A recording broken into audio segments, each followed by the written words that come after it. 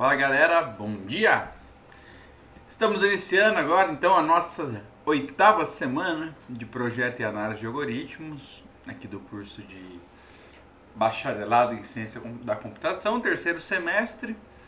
E a gente vai dar continuidade então, né, aos nossos estudos aí de como resolver recorrências, né? Queremos valores de T de N sem a sua recorrência, sem a representação do T de N do lado direito da equação, né?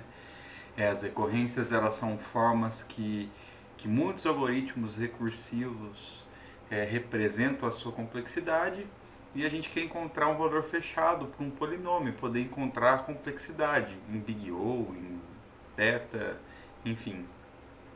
Na nossa última aula, nós aprendemos três técnicas diferentes de trabalhar aí com resolução de recorrências. E a aula de hoje a gente vai aprender a técnica Super Saiyajin, né? A técnica que facilita muito a nossa vida, desde que a gente saiba como aplicá-la. Ela tem uma definição, uma justificativa do teorema em si, que já é um pouquinho robusta, mas que também não faz muita parte aí do escopo nosso como BCC. O nosso propósito aqui é entender o que é esse teorema, né, e saber aplicá-lo, né? E a gente fica aí quanto à definição dele para estudos complementares. Bom, então, a aula de hoje a gente vai revisar rapidamente aí o que a gente viu na semana passada, até para a gente entrar no ritmo sobre recorrência, sobre as técnicas de resolução de recorrência que nós já tínhamos visto.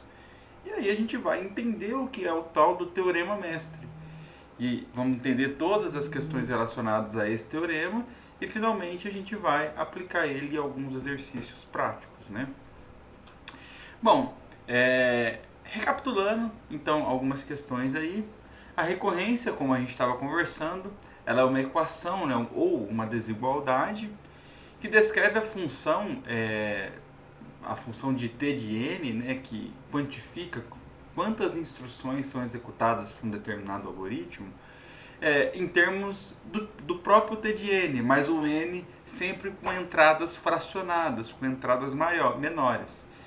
Então, isso são recorrências, e as recorrências, então, elas são muitas vezes empregadas ali para representar a complexidade de algoritmos recursivos. Nós vimos aí bastante a aplicação do paradigma da divisão e conquista. Nós vamos ver mais, inclusive, na próxima aula, mas o paradigma da divisão e conquista, ela utiliza aí do recurso, da recorrência em si, da recursão, para poder aplicar, né, a divisão, a conquista e a combinação. Então, geralmente, o T de N desses algoritmos que usam o paradigma da divisão e conquista acabam tendo recorrências de T de N. A gente tem que aplicar aí o teorema mestre para resolver. Então, sempre a nossa primeira alternativa vai ser aplicar o teorema mestre, porque ele é o mais fácil, ele é o mais direto, ele é uma análise dentro de 3 casos que existem. Só que tem situações que esse teorema mestre ele não é possível de ser aplicado, e nós vamos entender hoje quais são essas situações. Por isso que, para eliminar essas referências, né, do T de N do lado direito da equação, quando não for possível utilizar o teorema mestre, a gente tem que usar um dos outros métodos aí que existem, que nós aprendemos na semana passada: o método da substituição, o método da interação, né, ou expansão telescópica, e o método da árvore de recursão. Então, esses 3 nós já aprendemos, cada um tem seus pontos positivos e negativos, discutimos bastante disso, e hoje a gente vai ver então aí o 4º método para trabalhar com o teorema mestre. Então, ressaltando algumas questões, o primeiro método, que foi o método da substituição, nós temos que dar um chute, né, para resolver um T de N. A gente chuta, né? É claro que é sempre chutes educados, né? A gente tem ali alguma experiência, a gente percebe algum padrão com base em alguma recorrência que a gente já conhece. Aí a gente chuta um valor para resolver aquele polinômio. Então a gente usa a indução matemática aí para provar que aquele palpite estava correto ou não. Então, esse é o método da substituição, ele é um método que exige aí uma certa habilidade ali, para a gente conseguir perceber e dar esse chute, né? O segundo método é o método da iteração, em que a gente vai expandindo a resolução da recorrência e vai escrevendo ela em termos, utilizando termos ali até chegar numa condição genérica e a gente poder representar o polinômio com base naquela solução genérica que a gente trabalhou. Então a gente vai expandindo o T de N até encontrar um certo padrão. O método da árvore de recursão, eu gosto muito dele, porque ele traz ali uma visão, algo que é visual mesmo, a gente enxerga o processo da recursividade sendo ilustrada na árvore. Então a gente vai converter a recorrência em árvores. Então as árvores têm os seus respectivos nós, cada nó tem o seu custo. Aí a gente calcula lá o somatório de o custo, né, de cada nó que a gente tem num determinado nível e depois a gente soma de todos os níveis. De certa forma assim a gente resolve então a nossa recorrência. E por último, que é o que nós vamos ver hoje, que foi o que tinha ficado pendente da semana passada, né, que é o teorema mestre, que só é possível de aplicarmos ele quando a nossa recorrência ela tem essa característica, né, um T de N que vai ser igual a uma constante A maior ou igual a 1, multiplicada pelo T de um N dividido por B, onde o B também é uma constante maior do que 1, mais uma função, mais um polinômio que existe. Então, tem que ter essa situação, essa característica aqui para a gente conseguir aplicar o nosso teorema mestre. Então, por exemplo, vamos escrever aqui, ó, um T de N de 2, T de N sobre 2 mais N, é verdade, ela é uma recorrência que cai exatamente nesse caso. O A ele é maior ou igual a 1, o B ele é maior do que 1, e nós temos um f de n ali que está escrito, tá ok, né? Isso daqui, de certa forma, se vocês já pegaram um feeling de como funciona ali a escrita da recorrência, vocês já vão começar a perceber que uma recorrência que tem esse formato significa que nós estamos dividindo o nosso problema original em A subproblemas, e a entrada original para cada um daqueles A subproblemas a gente vai dividir por B. Então é exatamente o que eu estou explicando aqui embaixo. Existem A subproblemas cuja cada subproblema tem um sobre B de tamanho em relação ao tamanho original. Então, são esses feelings ali, são esses entendimentos que a gente tem que começar a ter, né? Nos próximos 3 slides eu fiz aí um resumo de cada um dos métodos que a gente trabalhou na semana passada. Eu vou conversar rapidamente sobre eles, porque aqui é só uma recapitulação, né? Então, o método da substituição, como a gente comentou, nós damos um chute para um valor de T de N, tenta encontrar um polinômio, né? Esse chute ele é um chute com base em alguma experiência nossa, e a gente usa a indução para tentar determinar constantes e mostrar que aquela solução funciona. Ele chama substituição exatamente porque a gente substitui a função que a gente usou na solução suposta na primeira etapa, usando lá a hipótese indutiva para valores menores. Então a gente faz ali para um caso base, supõe para um valor n-1 e prova para n, né? Então ele é um método muito poderoso, ele é muito direto, só que a gente tem que ter aí uma certa habilidade, porque não é sempre fácil da gente supor quais são os casos que a gente tem que usar, né? O método da interação é aquele que é o mais matemático de todos que a gente viu até agora. É o que a gente vai... a gente não tem que fazer nenhum tipo de chute. Nós vamos precisar colocar a mão na massa, a gente vai fazer conta, efetivamente falando. E a ideia é ir expandindo, né? Iterando as nossas recorrências e escrever ela como um somatório dos termos que dependem apenas de n. E para fazer isso, se vocês se lembrarem da aula passada, existiam 9 passos para fazer a iteração, desde a escrita da fórmula original, a identificação do próximo passo, a resolução para o passo 1, para o passo 2 e assim vai indo, né? Então existe aí uma sequência de etapas que a gente pode seguir para fazer aí o método da iteração. E esses truques, né, que a gente pode usar é procurar um padrão na hora que a gente está expandindo. Conforme a gente vai resolvendo a recorrência T de N para 1, para 2, para 3, a gente vai tentar identificar um padrão para poder escrever ela tranquilamente. E para isso a gente precisa ter realizações aí de manipulações algébricas, né? Então por isso que eu falo que ele é um método mais matemático, né? A gente tem que ter essa dose de maldade ali. Apesar de não ser tanto, né? A gente tem que conhecer alguns somatórios que são bastante conhecidos, que de certa forma vai nos ajudar ali para resolver as nossas recorrências. O terceiro método que nós aprendemos na semana passada é o da árvore de recursão. Forma bem intuitiva, porque ela é visual. A gente começa a representar a complexidade de algoritmos recursivos usando uma árvore. Conforme a gente vai dividir em subproblemas, a gente vai colocando os nós. Conforme a gente vai quebrando o problema original, a gente vai dividindo o custo de cada um dos nós em níveis mais abaixo, na proporção dessa divisão, né?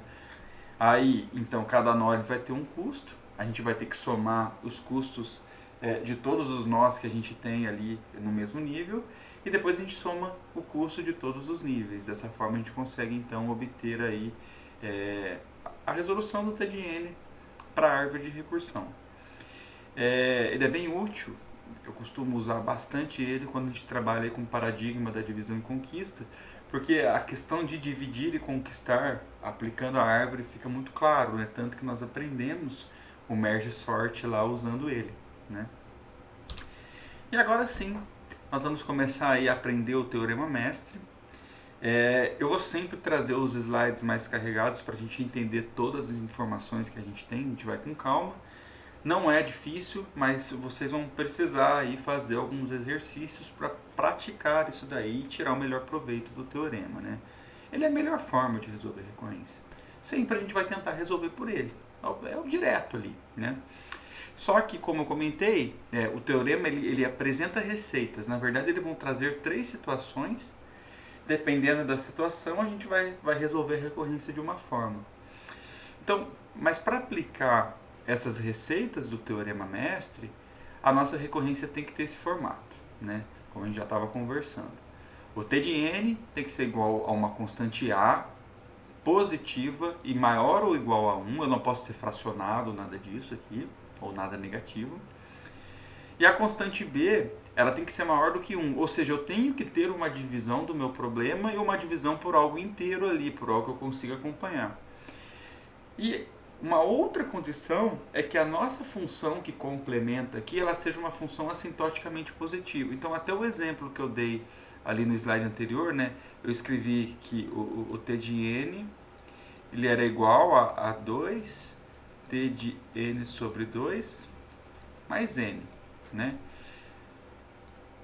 Percebemos então que o nosso problema, ele tá, só para a gente entender o que significa então o A ou B, é como se a gente tivesse então, pelo fato de ter 2 T's, a gente está sempre quebrando de 2 em 2, então aqui a gente vai quebrando de 2 em 2, e cada um dos filhos de 2 em 2.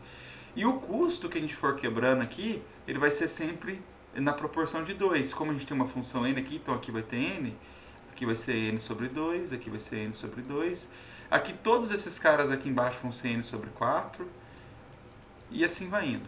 Então, isso que significa o 2 do A, que é dividir em 2 filhos. Isso que significa o 2 do B, que é a proporção que a gente vai quebrando a nossa entrada a cada divisão. E o fato de ser uma função assintoticamente positiva é porque, como por definição, a gente nunca pode esquecer isso, que o T de N ele representa a complexidade, ou seja, ele representa quantas instruções são necessárias ali para a gente executar um algoritmo. E isso nunca pode ser negativo. Então eu não posso ter uma função negativa aqui, eu não posso ter, por exemplo, uma função senoidal, porque o comportamento da senoide ela não é algo que vai ser sempre assintoticamente positivo, né, pensando lá no crescimento assintótico. Então esse é a justificativa do fato do f de n ser uma função assintoticamente positiva, né? Então aqui, na verdade eu apresentei todas as definições que eu apresentei aqui em cima, está escrito aqui embaixo. A única observação que a gente pode fazer é que o n sobre b, ele pode acabar não sendo inteiro, pode ser um valor que vai ser um valor quebrado, né, de alguma forma, um valor fracionado. Só que nós temos ali a liberdade de trabalhar com um piso ou com um teto daquela divisão de n por b, que isso daí não vai afetar no comportamento assintótico. Por isso que mesmo que a gente trabalhe aqui com um valor fracionado, por exemplo, se a gente for trabalhar aqui com um t de n, que vai ser igual a, sei lá, 2t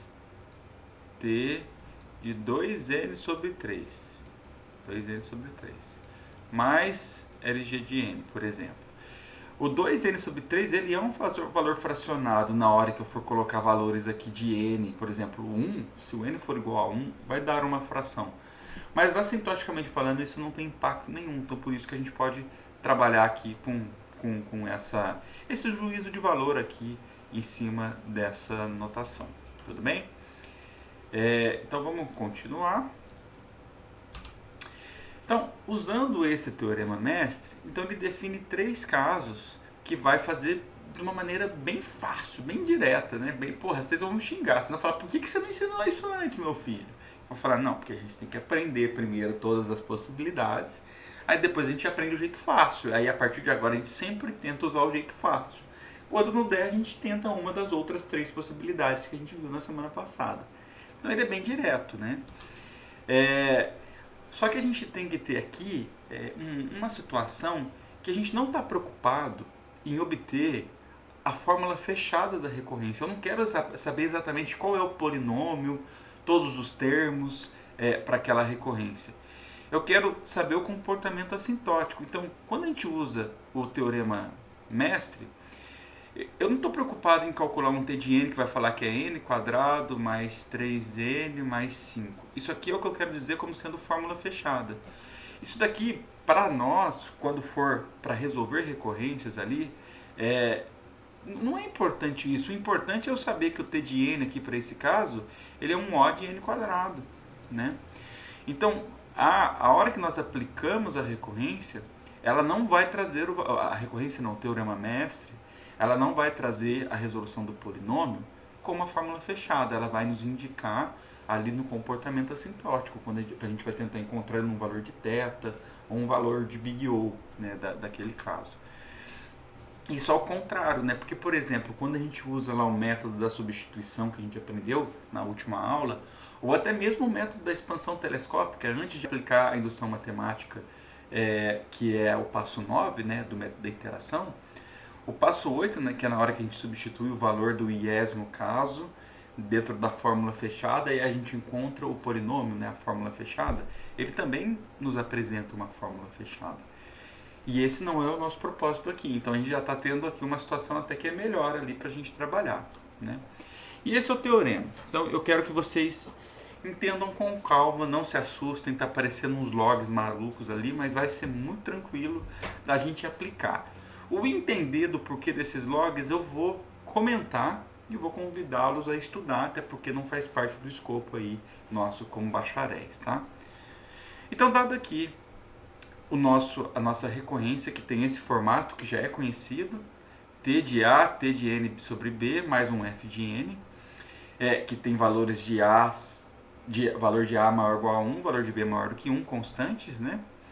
E o f de n ele é assintoticamente positivo. Nós temos aqui, então, a resolução do t de n no limite assintótico, ou seja, não estou resolvendo para encontrar um polinômio na sua fórmula fechada, eu vou encontrar um valor de big O ou de θ, vai ser resolvido em um dos 3 casos aqui embaixo. F de n, se a hora que nós analisarmos o nosso polinômio que a gente tem aqui, que é independente do t, e esse polinômio ele tiver um big O de um n log de A na base b menos um epsilon, para qualquer epsilon maior do que 0, a resolução dessa recorrência vai ser um θ de n log de A na base b. O que eu estou falando aqui? O que vocês têm que entender? Isso vai ficar claro, cada vez mais claro, nos próximos slides, mas na hora que nós aplicar em exercício vai ficar mais ainda. O que eu estou fazendo? Isso daqui, o n... Nossa, hoje está difícil de desenhar. De log de A na base b, isso aqui, ó, o n de log A na base b, é o que o teorema mestre representa como sendo a resolução da recorrência desse termo. Então nós temos a resolução, nós temos como se fosse o polinômio que representa a resolução da recorrência desse termo, E nós vamos ter que comparar a resolução, esse polinômio, com o polinômio de f. É como se eu tivesse, por exemplo, vamos supor que eu tivesse aqui n quadrado mais n, sendo que o n quadrado é a resolução desse termo e o n é a resolução desse termo. Quando a gente vai encontrar um valor de ou de θ, a gente tem que considerar apenas o termo de maior ordem. Então, o que a gente está falando aqui no caso 1? No caso 1, nós estamos falando que o termo de maior ordem é a resolução desse polinômio que tem a ver aqui com o t. E essa resolução ela é dada por n log de a na base b. Ou seja, eu estou falando que existe um epsilon. É como se eu colocasse... vou até escrever de uma outra forma. É como se eu colocasse esse n de log de a na base b dividido pelo meu polinômio do f de n, e isso daqui for um resultado, eu vou ter um valor de n que vai ter um epsilon positivo. Então essa divisão vai falar que eu tenho essa função aqui, ela é maior do que essa função, é o caso 1, é isso que a gente está falando. Por isso que, se essa situação ela for verdadeira, o t de n vai ter exatamente o valor dado pelo θ de n log de a na base b. Ou seja, pelo valor do polinômio que é resultante dessa primeira parte aqui da resolução. Beleza? É tranquilo, né? Eu acho que ficou tranquilo, mas se não ficou, pausa o vídeo, volta aí, mas se for o caso, tenha paciência que eu tenho certeza que vai ficar mais tranquilo daqui a pouco. Agora, se nós tivermos aqui no outro caso, um f de n que vai ter um θ exatamente igual ao n de log a na base b, então perceba, o n de log a na base b, ele é a resolução do termo que é dependente de t. Se um for igual ao outro, significa o quê? Que nós temos, vou limpar aqui o slide, que nós temos aqui a resolução de dois termos que têm a mesma complexidade. Então, pelo teorema mestre, é como se eu tivesse um com n e o outro com n também. Se isso acontecer, pelo teorema mestre, a resolução para resolver aquela recorrência, a gente vai ter que multiplicar por algo logarítmico. Então, ele vai ser o valor de n log a na base b, ou de n, porque eles são iguais, vamos colocar, né? Vezes um LG, um log de n. Pegar a ideia? E por outro lado, o caso 3 aqui, ele é o invertido do 1. É quando eu tenho, quando a gente vai representar aqui, se eu dividir o f de n pelo n de log de a na base b, isso aqui der um valor de n positivo. Quer dizer o quê? Que a minha função, essa função aqui, ela tem uma resolução polinomial maior em relação à resolução desse termo aqui, que é representada por n de log a na base b. Quando isso acontecer, ou seja, quando o f de n for o termo de maior ordem da resolução da recorrência, então por isso que eu usei aqui até o big ômega, né? O f de n, ele é um big ômega do n de log a na base b mais um epsilon, ou seja, ele é maior, né? Eu tenho um epsilon que é positivo aqui, né? Eu ainda tenho aqui uma regra que tem que ser seguida, que eu tenho que verificar se na hora que nós aplicarmos esse a vezes f de n sobre b, ou seja, eu vou pegar a nossa função, que está independente, vou multiplicar ela por a, que é a nossa, quantas vezes a gente divide a nossa recorrência, e vou aplicar naquele polinômio a entrada n sobre b. E eu quero verificar se na hora que eu fizer isso na nossa função, isso aqui for menor do que qualquer constante vezes f de n. Se a gente fizer isso, a gente tem certeza absoluta que o nosso f de n ele é assintoticamente positivo. Na verdade, essa condição é só para garantir que o f de n é assintoticamente positivo. Então, se isso aqui também for verdade, aí o nosso t de n vai ser exatamente igual ao θ do f de n, que a gente tem aqui separado. Ou seja, ele é o termo de maior ordem, então a gente tem que usar ele como sendo a resolução do θ daquela recorrência. Pegaram a ideia? É tranquilo, né? Então, nos três casos, agora eu vou começar a tudo que eu expliquei no slide anterior, eu deixei aqui de certa forma transcrito para a gente formalizar, né? Nos três casos que a gente viu, a gente tem que sempre comparar a nossa função, né? Então, só para lembrar. Opa, ainda não. Deixa aquele slide cabeludo para daqui a pouco. Eu tenho aqui um T de N que vai ser A T de N sobre B mais um F de N. Esse tem que ser o comportamento aqui da nossa recorrência para aplicar o teorema mestre.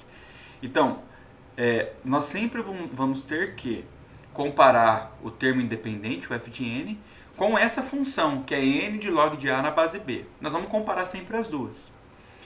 No primeiro caso que a gente estava conversando anteriormente, o N de log A na base B, ou seja, a resolução desse polinômio aqui, ela é maior, assintoticamente falando, em relação ao F de N. Por isso, então, que a resolução da recorrência T de N vai ser um θ daquele valor que a gente acabou de encontrar. Beleza?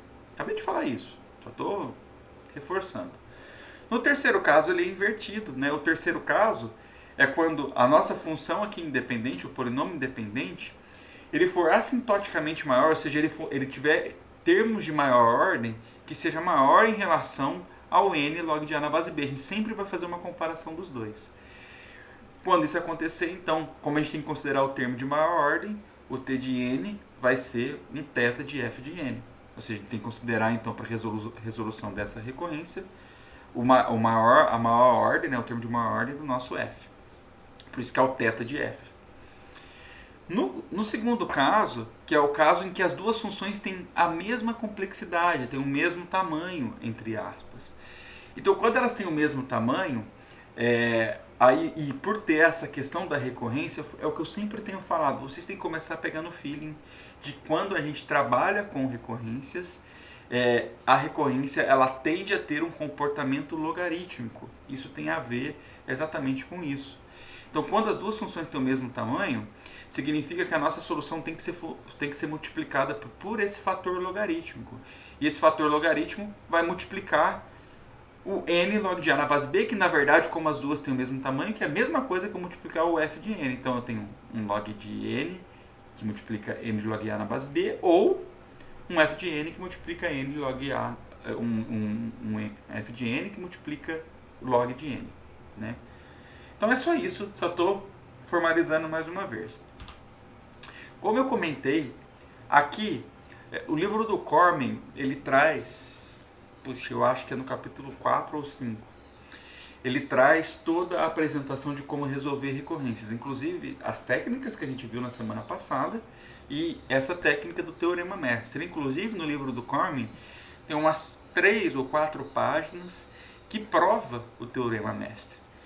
A prova de teorema mestre, ela foge um pouco do escopo de um curso bacharelado. É a ideia mais para uma pós-graduação. Tanto que, basicamente, qualquer pós-graduação que vocês fizerem aí, que for aí da área de algorítmicos, vocês vão ter aí disciplinas que vão aprofundar o que nós estamos aprendendo nessa disciplina aqui de projeto e análise, e com toda certeza vocês vão ter que manipular essa prova. Eu não tenho a pretensão nenhuma de fazer essa prova aqui.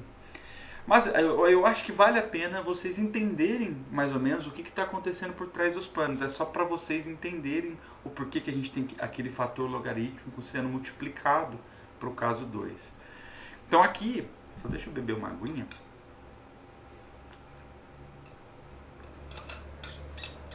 Aqui nós temos exatamente a ilustração da recorrência de T de N, que vai ser igual a A, T de N sobre B mais um F de N. Então o F de N é sempre o fator da combinação da recorrência. Nós sempre dividimos a recorrência em A subproblemas. Cada subproblema vai ter sempre o tamanho da entrada dividido por B. Isso que significa, então, o que eu tentei ilustrar lá atrás, naquele meu desenho horroroso, exatamente o fato da gente ter isso aqui, ó.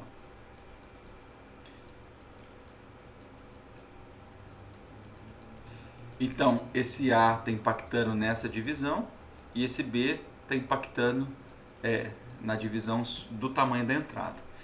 Só que, na hora que a gente for aplicar isso para um segundo...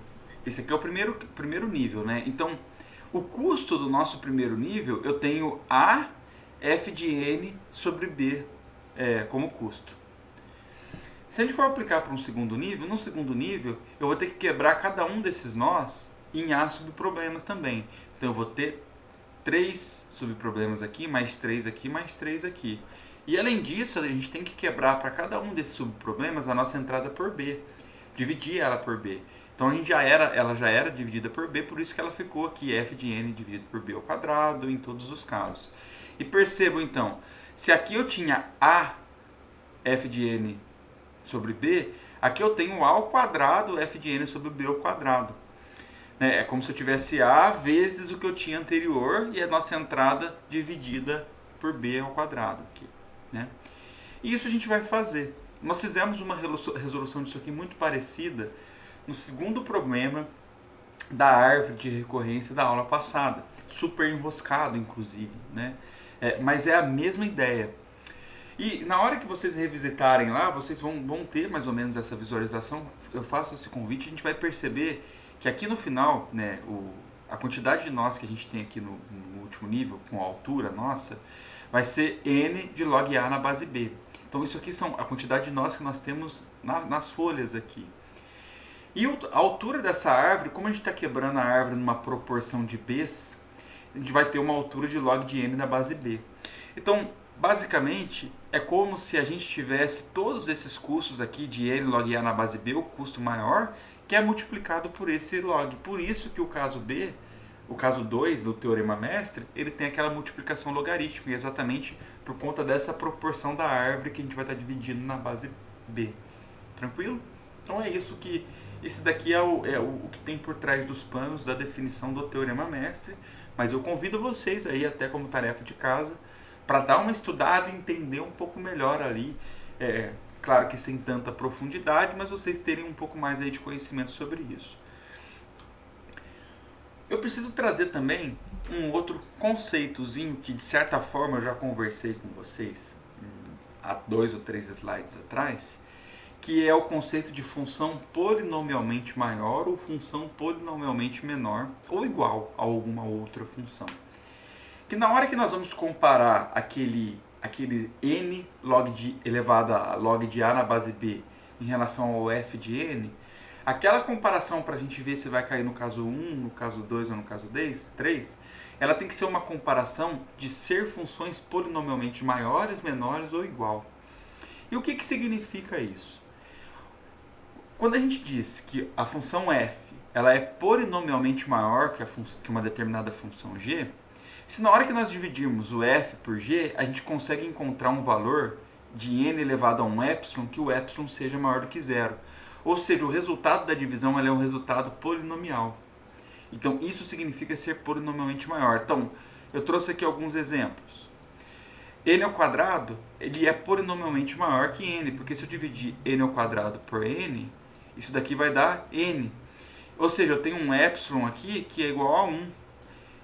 Eu tenho uma função que é polinomial. Por outro lado, o n log de n, ela não é polinomialmente maior que n, porque se eu dividir por n, eu vou quebrar e eu vou ter um LG de n.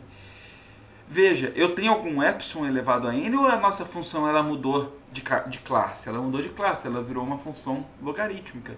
Então, isso daqui não é verdade. Entenderam a ideia? Uma função polinomialmente menor é o invertido. Então, quando a gente tem, então... Cadê meu ponteirinho aqui? Achei. Quando eu tenho...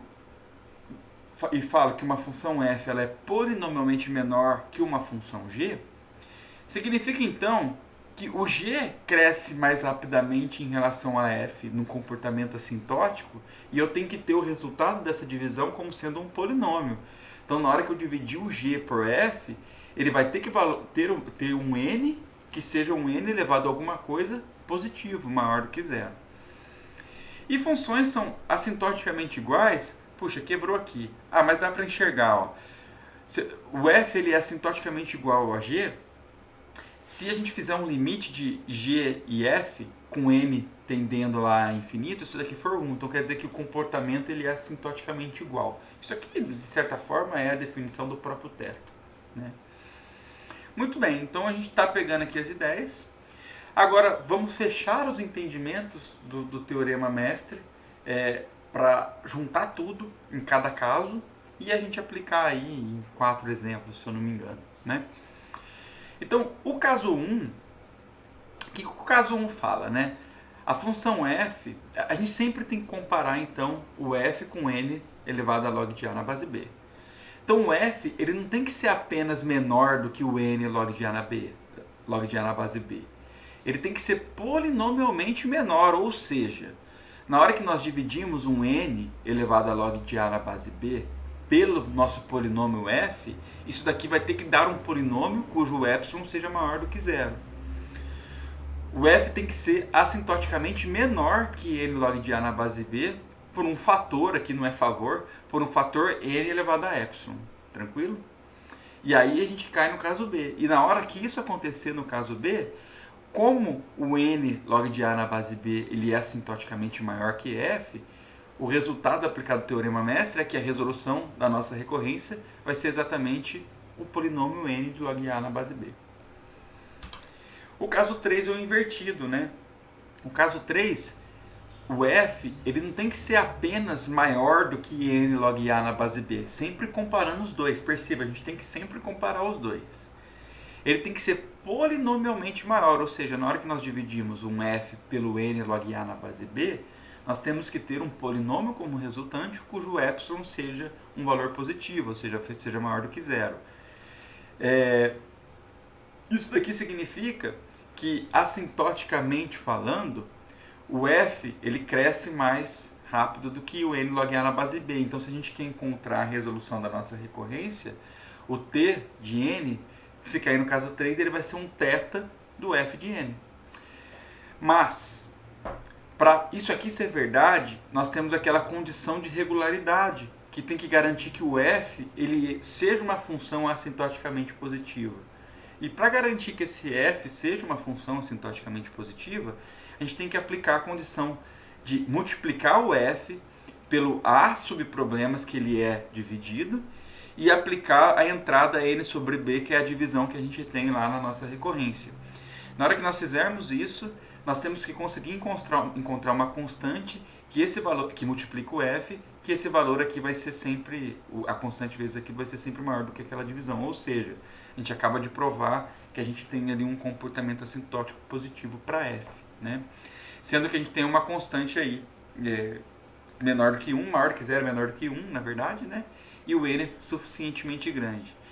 Então, o caso 3, além de comprovar isso, a gente tem que comprovar essa condição de regularidade, né? Então, essa condição de regularidade que estabelece essa situação, é exatamente, eu acabei de falar, né? É exatamente para garantir que a gente tem um crescimento assintótico para o f, né? E por último aqui, existem alguns casos que o nosso teorema mestre não é aplicado. Existem casos que transita entre o 1 e o 2 ou entre o 2 e o 3. E quando a gente cai nessa zona, nessa sombreada, nessa zona que ela é não identificada ali, a gente não pode aplicar o teorema mestre, que aí são os casos que a gente tem que aplicar um daqueles 3 métodos que nós aprendemos na nossa última aula. Então tem casos que ele vai estar entre o caso 1 e o 2, ou seja, existem funções f que são menores de que n log a na base b, mas não são polinomialmente menores. A gente pode cair numa função logarítmica, por exemplo. E tem casos que está entre 2 e 3, e que o f é maior do que n log a na base b, mas também não são polinomialmente maiores. A gente não vai encontrar um polinômio no resultado da divisão que tem um epsilon positivo. Então, se o f cai em um desses casos, ou não atende a nossa condição de regularidade, a gente não pode aplicar o teorema mestre, né? Então eu acho que a gente tem que aplicar na raça, a gente tem que entender. Então vamos resolver aqui 4 exemplos. É bem tranquila a resolução, né? Então vocês vão ver que vai ser bem rápido, e eu acho que a ideia principal é vocês aplicarem isso aí a algumas recorrências. Então apliquem nas recorrências que nós já vimos no curso, aplique na lista de exercício, né? Porque é quando a gente entende as coisas. Então nós temos aqui, né, um t de n, nosso primeiro problema, ele vai ser 9 t de n sobre 3. Bom, o meu a é esse cara aqui, o meu b é esse cara aqui, o meu f de n é n, né? Então essa é a primeira coisa que a gente tem que identificar. O A igual a 9, o B igual a 3, o f de n é igual a n. Muito bem. Agora, o que a gente tem que sempre fazer? Vamos sempre calcular o valor de n de log A na base B. E vamos ver o que dá isso. Então, calcular o n de log A na base B vai ser um n de log de 9 na base 3. Log de 9 na base 3 é como se eu tivesse 3 elevado ao quadrado para dar 9, então isso daqui vai dar n quadrado. Então, aplicando o teorema mestre, a resolução da recorrência para esse termo aqui está sendo quadrado. O que nós temos que fazer? A gente tem que comparar em relação ao f. Então, se a gente dividir n quadrado pelo nosso f, que é n, eu vou ter um valor n elevado a 1, ou seja, o meu epsilon ele é maior do que zero. Ou seja, nós estamos caindo no caso 1. O caso em que o comportamento assintótico do n log A na base B, ele é maior em relação ao f de n. Quando isso acontecer, a resolução do t de n vai ser que vai ser um θ do n log A na base B. Ou seja, n log A na base B é n quadrado, portanto a resolução para esse caso aqui é um t de n do θ do n quadrado. Ou seja, eu peguei o maior termo em relação ao n log A na base B e o f de n. Eu comparei os dois e eu vou colocar o maior termo entre os dois. Agora, se for igual, aí a gente vai cair no caso 2 e multiplicar por um logarítmico, né? Se for menor, a gente tem que ter aquela condição lá que a gente tem que aplicar, que é a condição de regularidade, e vai ter um exemplo para isso, né? Então vamos lá. Olha o exemplo 2. O A agora, o que multiplica o T? 1. Né? Então A é 1. O B, nós temos um 2 vezes n elevado a n dividido por 3. Então, na verdade, o B é 3 sobre 2, né? Porque eu tenho que tirar, né, na hora que nós vamos trabalhar lá com o nosso T, o meu n ele tem que ser como se eu tivesse apenas 1 em cima dele, né, relacionado a ele. Então, para tirar esse 2 da frente do n e jogar ele lá para baixo, a gente inverte, né? Então, por isso que o B vira 3 sobre 2. E o meu f é uma constante, é 1. Olha que lindo. O que eu faço? Sempre, a gente vai calcular o n de log de A, n elevado a log de A na base B. Ou seja, n de log de 1 na base 3 sobre 2. Isso aqui, para resolver, eu tenho que encontrar um valor de x de tal forma que o 3 sobre 2x seja igual a 1. Estou aplicando aqui exponencial para resolução desse logarítmico aqui, né?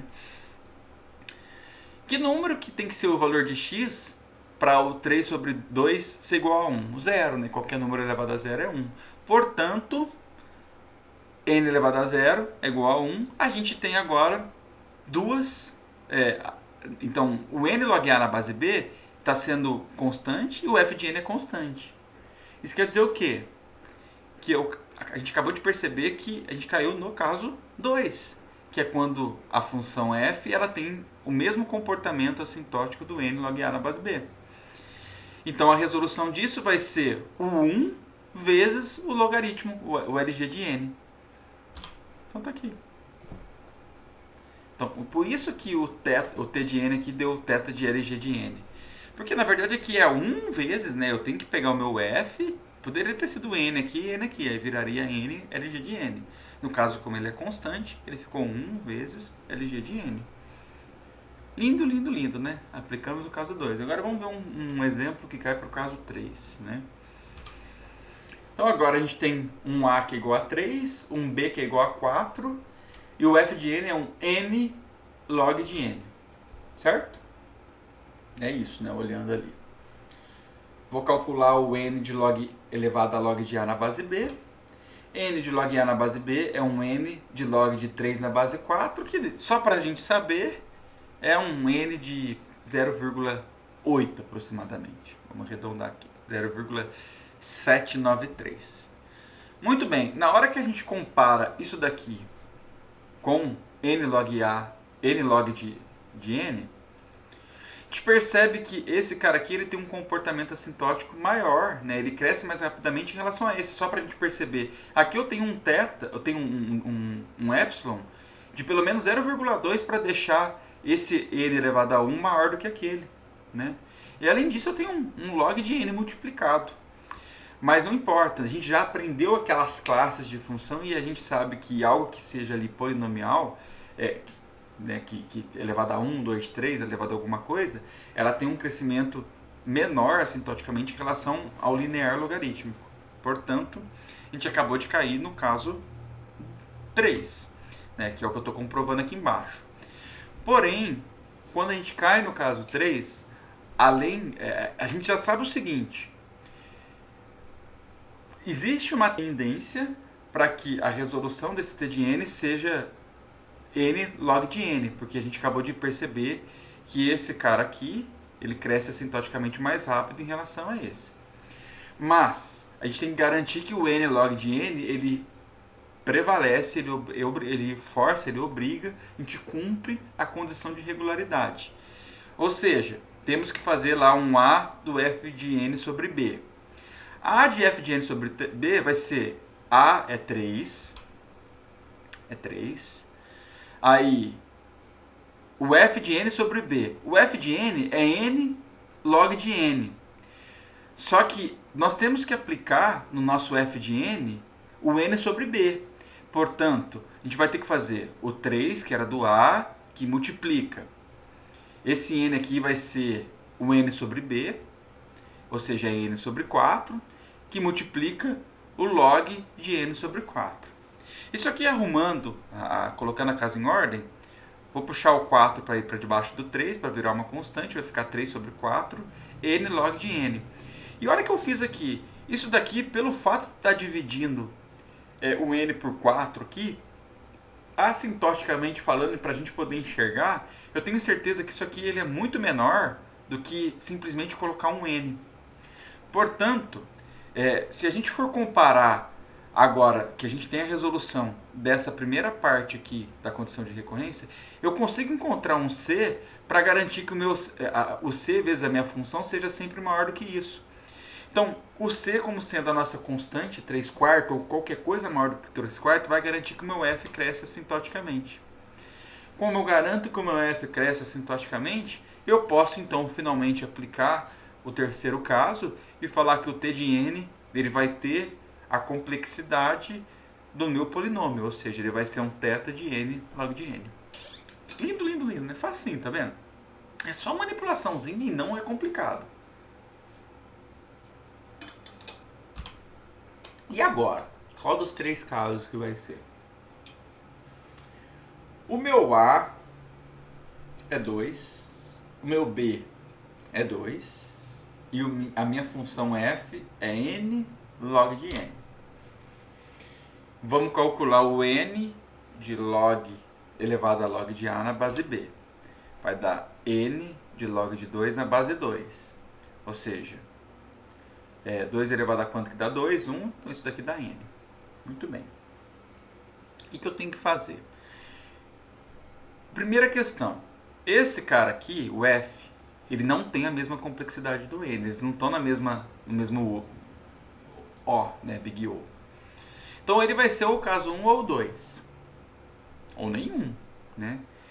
Então vamos dividir um pelo outro. Na hora que eu divido, vou até fazer separado antes de projetar.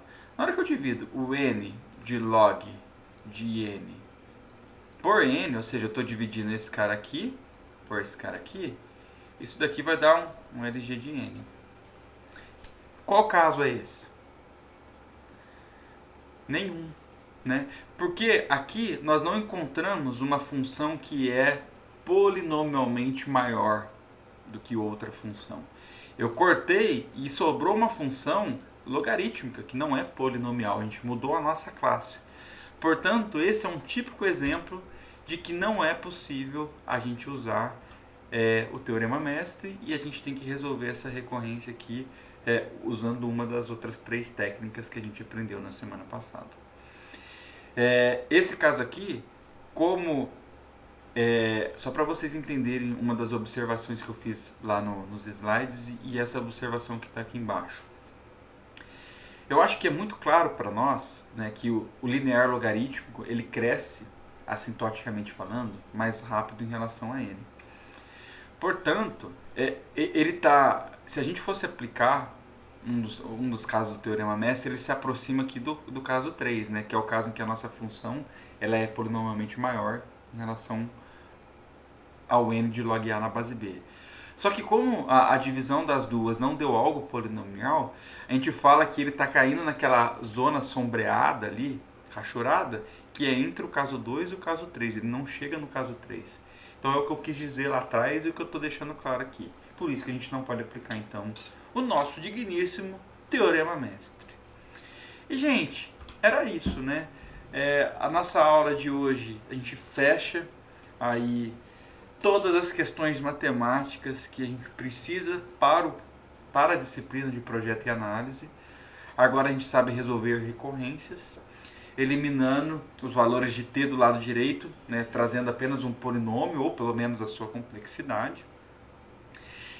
Recorrências são formas da gente ilustrar a complexidade de algoritmos recursivos, então agora nós aprendemos as nossas 4 técnicas ali, que é de substituição, de iteração ou expansão telescópica, árvore de recorrência e teorema mestre, para poder então resolver recorrências de algoritmos recursivos. Algoritmos recursivos que podem inclusive estar utilizando lá o paradigma da divisão conquista, ou daqui a pouco a gente vai aprender um backtracking, algoritmos gulosos, uma programação dinâmica, que são outros paradigmas que a gente pretende ver aí ao longo do curso, né? Então, nessa aula eu encerro todas essas questões de resolução de recorrência. Insisto para que vocês vão lá dar uma estudada no Corme ou na internet sobre toda a prova por trás do teorema. Façam os nossos exercícios para resolução de recorrências e de aplicação do Teorema Mestre, porque a partir da próxima aula agora a gente vai ter um foco totalmente computacional. A gente vai voltar a conversar sobre divisão e conquista, só que a gente não vai trabalhar com coisa tranquila não, com torre de Hanoi, com Fibonacci, não. Nós vamos trabalhar com algoritmos mais complexos aí, que aplicam o paradigma da divisão e conquista. Depois a gente vai dar um pulo, um salto, e vamos começar a conversar sobre outros paradigmas. Tranquilo, gente? Qualquer dúvida, estou à disposição. A gente troca ideia nos nossos encontros ou vocês mandam mensagem lá nos nossos fóruns, tá bom? Beijo, valeu, tchau, tchau.